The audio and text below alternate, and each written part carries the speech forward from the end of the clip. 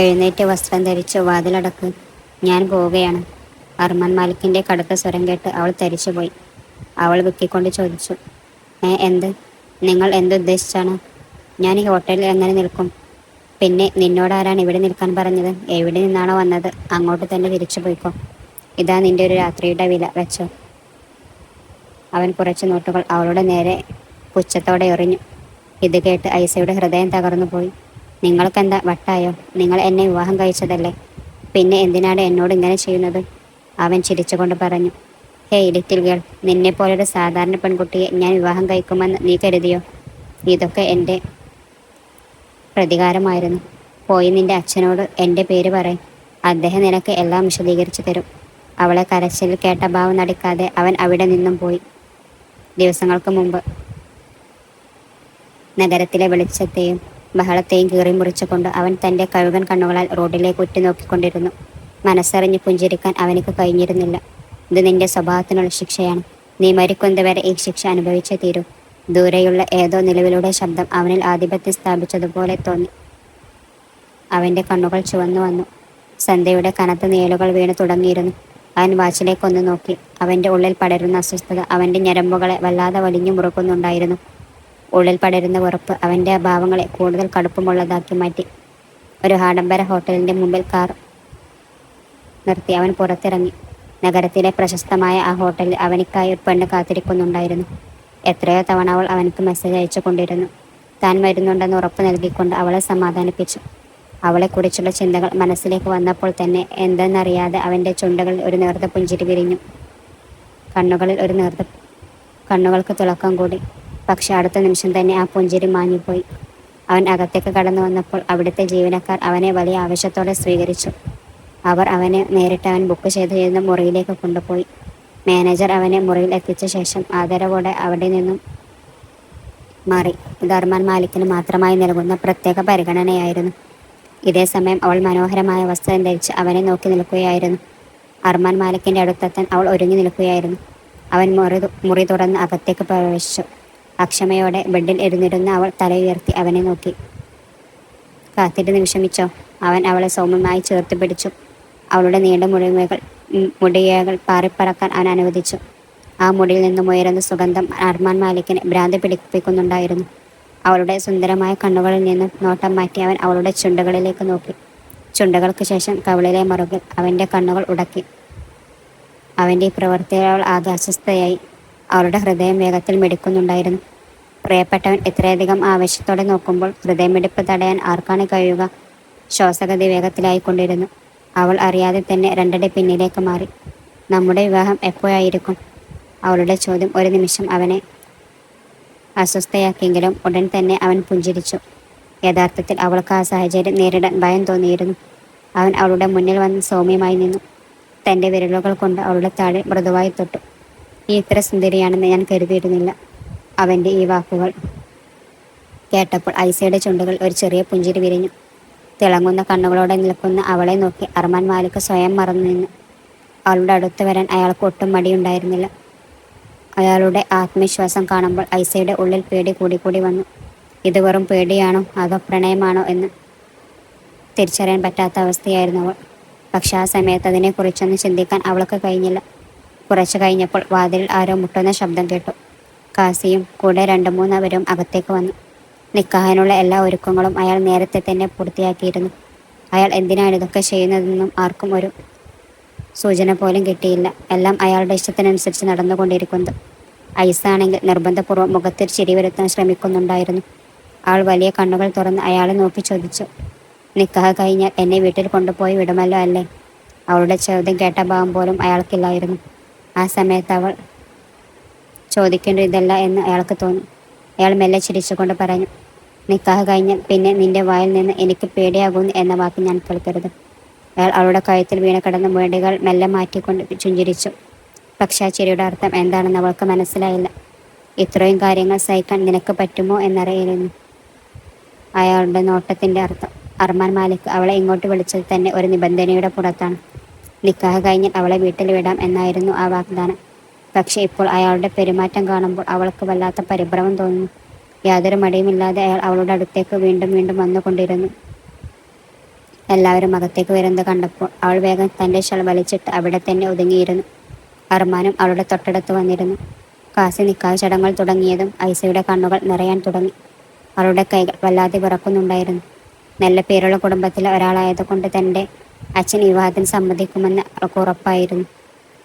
കാസി അവളുടെ സമ്മതം ചോദിച്ചപ്പോൾ വിറക്കുന്ന കൈകളോട് തലയാട്ടിക്കൊണ്ട് അവൾ സമ്മതം അറിയിച്ചു. ഒരു ബന്ധത്തിന് വേണ്ടി താൻ എത്രയോ ബന്ധങ്ങൾ ഉപേക്ഷിച്ചാണ് ഇവിടെ വരെ എത്തിയതെന്ന് അവൾ ഓർത്തു. കൂടെയുള്ളവർ നല്ലവരാണോ ചീത്തയാണോ എന്നുപോലും നോക്കാതെയാണ് അവൾ വളർന്നത്. പക്ഷെ ഇന്ന് തനിക്കൊട്ടും പരിചയമില്ലാത്ത ഒരാളുടെ കൂടെ നിൽക്കേണ്ടി വന്നിരിക്കുന്നു. വിറക്കുന്ന കൈകളുടെ വിവാഹരേഖകൾ ഒപ്പിട്ടതോടെ അയാളുടെ ജീവിതത്തിൻ്റെ മുഴുവൻ ഉത്തരവാദിത്വം അവളുടെ പേരിലായി. ഇനി മുതൽ അയാൾ മാത്രമാണ് അവളുടെ ഏക ആശ്രയം. കുറച്ചു കഴിഞ്ഞപ്പോൾ എല്ലാവരും അർമാൻ മാലിക്കിന് ആശംസകൾ നേർന്ന് മുറിയിൽ നിന്നും പുറത്തേക്ക് പോയി. ആളുകൾ പോയതും അവൾ വല്ലാതെ പരിഭ്രമിക്കാൻ തുടങ്ങി. അവൾ അയാളുടെ അടുത്തേക്ക് ചെന്ന് ചോദിച്ചു, ഇനി നമുക്ക് പോകാം, എന്നെ വീട്ടിൽ കൊണ്ടുപോയി വിടും. അവളുടെ വിറയിൽ അപ്പോഴും മാറിയിരുന്നില്ല. അത് കണ്ട അർമാൻ അവളെ ചേർത്ത് പിടിച്ച് അടുത്തേക്ക് നിർത്തിയിട്ട് പറഞ്ഞു, വിവാഹത്തിൻ്റെ ആശംസകൾ ഒന്ന് സ്വീകരിക്കൂ എൻ്റെ പ്രിയതമേ. അതിനുശേഷം നിന്നെ ഞാൻ വീട്ടിൽ കൊണ്ടുപോയി വിടാം. അർമാൻ അവളുടെ അരികിലേക്ക് ചേർന്ന് നിന്നു. ആ സമീപത്തിൽ അവളുടെ ഹൃദയമിടിപ്പ് വേഗത്തിലായി. താൻ ധരിച്ചിരിക്കുന്ന ഡ്രസ്സിലേക്ക് നോക്കി അവൾ പതിയെ പറഞ്ഞു, ഞാൻ വേഗം ഡ്രസ്സ് മാറി വരാം. നേരം വൈകിയാൽ വീട്ടിൽ എല്ലാവരും വിഷമിക്കും. രാത്രി വൈകിയാൽ ഒപ്പ് വിഷമിക്കും. അവളുടെ വാക്കുകൾ കേട്ട അർമാൻ മൃദുവായി ചിരിച്ചു. അവളുടെ അതരങ്ങളിൽ വിരലമർത്തിക്കൊണ്ട് അവൻ പറഞ്ഞു, ഇന്ന് നിന്നെ ഞാൻ വിടില്ല. അവളുടെ കണ്ണുകളിലേക്ക് നോക്കി അവൻ തുടർന്നു, ഇന്ന് രാത്രി നീ എൻ്റെ കൂടെ ഇവിടെ ഉണ്ടാകണം. നാളെ ഞാൻ നിന്നെ വീട്ടിൽ കൊണ്ടുപോയി ആക്കിക്കോളാം. നമ്മുടെ വിവാഹം കഴിഞ്ഞതാണ്. നിന്റെ മേൽ എനിക്ക് അവകാശമുണ്ട്. നിന്റെ കൂടെ സമാധാനമായി കുറച്ച് സമയം ചിലവഴിക്കാനാണ് 3 ദിവസത്തേക്ക് ഞാൻ ഈ മുറി ബുക്ക് ചെയ്തത്. എൻ്റെ പ്രിയപ്പെട്ടവൾക്കൊപ്പം എനിക്ക് കുറച്ച് ക്വാളിറ്റി ടൈം വേണം. പരസ്പര ശ്വാസത്തിൻ്റെ ചൂടറിയുന്നത്ര അടുത്തു നിൽക്കുകയായിരുന്നു അവർ. അവളുടെ മറുപടിക്കായി കാത്തു നിൽക്കാതെ പ്രണയതുരമായ ആ നിമിഷങ്ങളിൽ അർമാൻ അവളെ തന്നിലേക്ക് ചേർത്ത് പിടിച്ചു. അവരുടെ ഹൃദയമിടിപ്പുകൾ ഒന്നായി മാറുന്ന ആ രാത്രി മറ്റെല്ലാം മറന്നവർ പ്രണയത്തിൽ മുഴുകി. സ്വന്തം കാലിൽ നിൽക്കാൻ പോലും കഴിയാത്ത അത്രയും തളർച്ച തോന്നിയ നിമിഷമായിരുന്നു അത്. മാനസികമായി അവൾ ഒന്നിനും തയ്യാറല്ലായിരുന്നു. പക്ഷെ അർമാൻ അവളെ വളരെ സാവധാനം താങ്ങിയെടുത്ത് കിടക്കയിലേക്ക് കൊണ്ടുപോയി. അത്ഭുതത്തോടും പരിഭ്രമത്തോടും കൂടി അവൾ അവനെ നോക്കി നിന്നുപോയി. അർമാൻ പ്ലീസ് എന്നവൾ ദയനീയമായി അപേക്ഷിച്ചു. അപ്പോൾ അർമാൻ പറഞ്ഞു, മാതാപിതാക്കളുടെ സമ്മതമില്ലാതെ ഒരു പെൺകുട്ടിയെ വിവാഹം കഴിക്കുന്നത് ശരിയല്ലെന്ന് എനിക്കറിയാം. പക്ഷെ നീ അത് ചെയ്തു കഴിഞ്ഞു. അവൻ്റെ സംസാരത്തിൽ ഒരുതരം പരിഹാസം കലർന്നിരുന്നു. അവൻ അവളുടെ കണ്ണുകളിലേക്ക് തന്നെ നോക്കിക്കൊണ്ടിരുന്നു. അവൾക്ക് അവൻ്റെ മനസ്സിലിരിപ്പ് കൃത്യമായി മനസ്സിലാക്കാൻ കഴിഞ്ഞില്ലെങ്കിലും അവിടെ എന്തോ ഒന്ന് സംഭവിക്കാൻ പോകുന്നു എന്നൊരു വല്ലാത്ത ഭയം അവളെ പൊതിഞ്ഞു. അവൻ അവളുടെ ആഭരണങ്ങൾ ഓരോന്നായി സാവധാനം അഴിച്ചു മാറ്റിക്കൊണ്ട് തൻ്റെ ആഗ്രഹം പൂർത്തിയാക്കാൻ ഒരുങ്ങുകയായിരുന്നു. അവൻ അവളോട് പറഞ്ഞു, നിന്നെ എൻ്റെ കൈപ്പിടിയിലൊതുക്കാൻ ഞാൻ എത്ര കാലമായി കാത്തിരിക്കുമെന്ന് നിനക്കറിയാമോ? ഇനി ഞാൻ എൻ്റെ സ്നേഹം മുഴുവൻ നിന്റെ മേൽ വർഷിക്കും. നീ ആയിരിക്കും ഈ ലോകത്തിലെ ഏറ്റവും ഭാഗ്യവതിയായ പെൺകുട്ടിയെന്ന് എനിക്കുറപ്പുണ്ട്. പക്ഷെ ആ നിമിഷങ്ങളിൽ സ്നേഹത്തേക്കാൾ ഉപരി തരം വാശിയും ആവേശവുമാണ് അവനിൽ പ്രകടമായത്. അവളുടെ സമ്മതം പോലും ചോദിക്കാതെ അവൻ അവളെ തന്നിലേക്ക് ചേർത്ത് പിടിച്ചു. അവളുടെ ശ്വാസം പോലും നിലച്ചു പോകുന്ന അത്രയും കടുത്തതായിരുന്നു അവൻ്റെ ആ പെരുമാറ്റം. ഭയം കൊണ്ട് അവൾ അവൻ്റെ ഷർട്ടിൽ മുറുക്കി പിടിച്ചു. ആ സാഹചര്യത്തിൽ എന്തു ചെയ്യണമെന്നറിയാതെ അവൾ തകർന്നുപോയി. സ്വന്തം ഇഷ്ടപ്രകാരമല്ല, മറിച്ച് സാഹചര്യങ്ങൾ കൊണ്ട് ഒതുങ്ങിക്കൂടാൻ അവൾ നിർബന്ധിതയായി. സ്നേഹിച്ചൊരാൾക്ക് വേണ്ടി ഓരോ നിമിഷവും സ്വയം അർപ്പിച്ചുകൊണ്ട് അവൾ കരയുകയായിരുന്നു. അയാൾ അവൾക്ക് നൽകിയ ആ മുറിവുകൾ, അവളുടെ കഴുത്തിൽ തെളിഞ്ഞു നിന്ന ആ ചുവന്ന പാടുകൾ, അയാളിലെ മൃഗീയാവസ്ഥയാണ് വിളിച്ചോതിയത്. നിസ്സയാവസ്ഥയിൽ തൻ്റെ കൈകളിൽ മുഖം പൂഴ്ത്തി അവൾ ഏങ്ങലടിച്ചു കരഞ്ഞു. അവളുടെ ഉള്ളിലെ ആഗ്രഹം തകർന്നു പോയിരിക്കുന്നു. ഉറങ്ങിക്കിടക്കുന്ന ഷെൻ്റെ ശരീരത്തിലേക്ക് ഒരു നോട്ടം എറിഞ്ഞുകൊണ്ട് അവൾ മുട്ടുകാലിൽ തലവെച്ച് തളർന്നിരുന്നു. കണ്ണുനീർ നിർത്താതെ ഒഴുകിക്കൊണ്ടിരുന്നു. ഇത് വെറുമൊരു പ്രണയമായിരുന്നില്ല, മറിച്ച് ഒരു തരം ഭ്രാന്തായിരുന്നു. അവളുടെ സിരകളിൽ കലർന്ന ദേഷ്യമോ വെറുപ്പോ അല്ല, മറിച്ച് മറ്റെന്തൊരു വികാരമായിരുന്നു. തകർന്നു പോയ തൻ്റെ ശരീരത്തെ ഒന്ന് തലോടിക്കൊണ്ട് അവൾ കണ്ണുകൾ മുറുക്കി അടച്ചു. അവളുടെ മനസ്സും ഹൃദയവും പേടിച്ചുറക്കുന്നുണ്ടായിരുന്നു. പക്ഷേ ഇനിയും ഒരുപാട് കാര്യങ്ങൾ ബാക്കിയുണ്ട്. ആ ദിവസത്തിൻ്റെ തുടക്കം മാത്രമായിരുന്നു അത്. എത്ര നേരം കൂടി കരയണമെന്ന് അവർക്കറിയില്ലായിരുന്നു. ഒടുവിൽ തളർന്നവൾ കണ്ണുകൾ അടച്ചു. അവൾ ശാന്തമായ ഉറക്കത്തിലായിരുന്നു. ആ ഉറക്കത്തിനിടയിലും അവൾ തന്നെ സമാധാനിപ്പിക്കാൻ ശ്രമിക്കുന്നുണ്ടായിരുന്നു. സ്വപ്നത്തിൽ പോലും അവൾക്ക് അവളുടെ സ്നേഹത്തെ സംശയിക്കാൻ കഴിയില്ലായിരുന്നു. അവനെ സ്വന്തമാക്കാൻ വേണ്ടി അവൾ എത്രമാത്രം കഷ്ടപ്പെട്ടുവെന്നും എന്തെല്ലാം പ്രതിസന്ധികൾ തരണം ചെയ്തുവെന്നും അവൾക്കറിയാമായിരുന്നു. അതുകൊണ്ട് തന്നെ അവനെ നഷ്ടപ്പെടുത്തുക എന്ന് ചിന്തിക്കാൻ പോലും കഴിയാത്ത കാര്യമായിരുന്നു. അടുത്ത ദിവസം രാവിലെ അവളുടെ കയ്യിൽ പിടിച്ചു കുലുക്കി അവൻ അവൾ ഉറക്കത്തിൽ നിന്നും ഉണർത്തി. പതുക്കെ കണ്ണു തുറന്ന് അവൾ കുറച്ചുനേരം അന്തം വിട്ട് ചുറ്റും നോക്കി. തൻ്റെ മുന്നിൽ കുനിഞ്ഞു നിൽക്കുന്ന അർമാൻ മാലിക്കിനെ കണ്ടപ്പോൾ അവൾ ചെറുതായി ഒന്ന് പുഞ്ചിരിച്ചു. Good morning dear. എനിക്കറിയാം ഇന്നലെ രാത്രി വളരെ മനോഹരമായിരുന്നു എന്ന്. പക്ഷേ രാത്രിയുടെ ആ ഭംഗിയിൽ മയങ്ങി പുതിയൊരു പുലരി തുടങ്ങിയ കാര്യം നീ മറന്നു പോകരുത്. വിചിത്രമായൊരു ശൈലിയിൽ പുഞ്ചിരിച്ചുകൊണ്ട് അവൻ പറഞ്ഞു. അവൻ വളരെ ഭംഗിയായി ഒരുങ്ങി നിൽക്കുകയായിരുന്നു. അവൾ കുറച്ചുനേരം ആ മുഖത്തേക്ക് തന്നെ നോക്കി നിന്നു. പിന്നെ എഴുന്നേറ്റിരുന്ന് പതുക്കെ ഗുഡ് മോർണിംഗ് എന്ന് തിരിച്ചും പറഞ്ഞു. പെട്ടെന്ന് അർമാൻ അവളുടെ കൈ പിടിച്ച് വലിച്ച് ബെഡിൽ നിന്നും താഴെ നിർത്തി. നമ്മുടെ മനോഹരമായ രാത്രി അവസാനിച്ചു. ഇനി നീ ആലസ്യത്തിൽ നിന്നും പുറത്തു വരണം. അപ്രതീക്ഷിതമായി ഈ പെരുമാറ്റത്തിൽ അത്ഭുതപ്പെട്ട് അവൾ അയാളെ നോക്കി.